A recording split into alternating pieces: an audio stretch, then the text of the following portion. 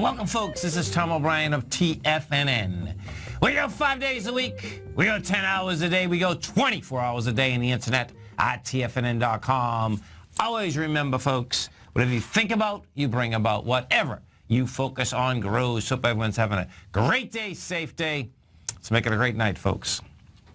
Live in faith that the whole world is on your side so long as you are true to the best that is in you. Kristen Larson. Market-wise, let's take a look at it out here. We have the Dow down 254, NASDAQ down 61, S&P's down 26, gold contract down $1.20, traded at $1,083 an ounce.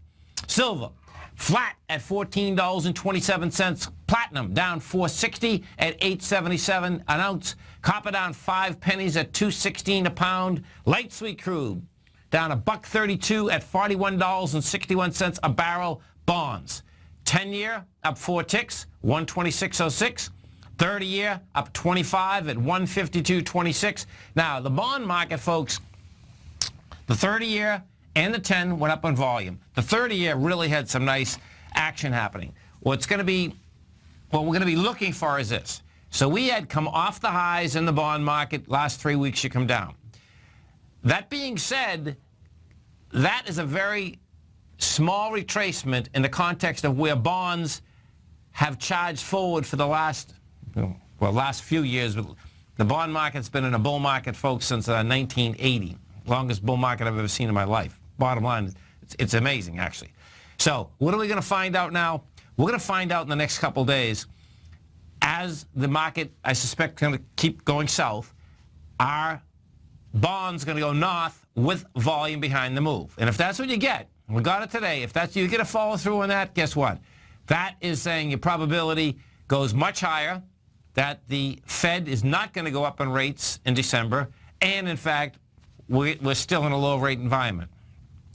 King Dollar. What is King Dollar saying? Exact same thing. What King Dollar came off its high today with volume on the way down. King Dollar had hit 99.60. The ABC structure, the exact number to the 100th of a tenth, is 99.98.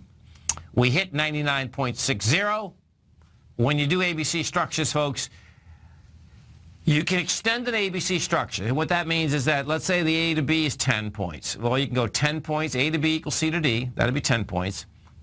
Then that's a 1-to-1. If you did a 1-to-1.382, A to B is 10. The 1-to-1.382 is $13.80, the next move. You can do a 1-to-1.50. First move's 10, second move's 15. Then the extension. Anything, when you get an extension like this, most times it's a very fast change of trend. That would be a 1-to-1.618. First move's 10, next move's $16.18. Bottom line, the dollar finished its ABC structure, came off it with volume. That is saying the dollar wants to go back. The amazing part about this, the dollar coming back today, we didn't talk gold yet. Let's talk gold in the middle of this. What had gold done this morning? Gold, folks, was trading down at 1,073 in a heartbeat from 8 o'clock to about 20 past 8. Then Mario Draghi came out and said, bottom line, that they're going to put more money into Europe. Now, this is the the deviant part about this. You'd think that as the European Union puts more money into Europe, that the dollar should go higher, metals should go low. Well, guess what? The metals flipped around. The metals went from negative $16 to negative $12 to positive $3, rejected lower price. The dollar dove with volume. What does that set up? Well, what that sets up technically is this. It sets up technically that metals want to go higher, dollar wants to go lower. Now let's go look at the S&P. So what we had inside the S&P today is this. We take a look at the SPY. SPY breaks a B point.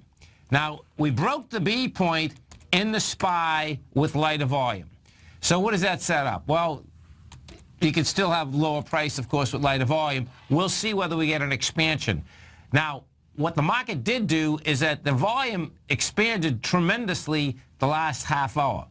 You know, when I was on last hour, we were only at 85 million, and the SPY right now have done 117 million.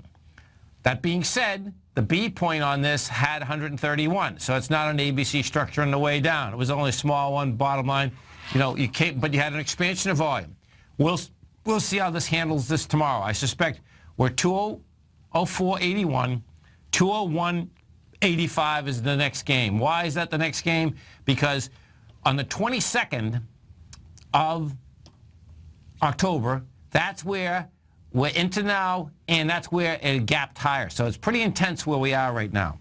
If you take a look at the 3 Qs, what you're going to see inside the 3 Qs is this. Same type of setup. You got into the gap.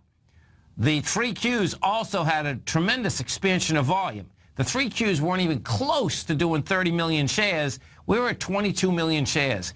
The 3 Qs now have 30.4 million shares. Bottom line, still didn't break with volume. 3 Qs, however, are going to go after closing the gap. That gap that we're talking about is 108.80. Now, wait till you see this, because this is really cool.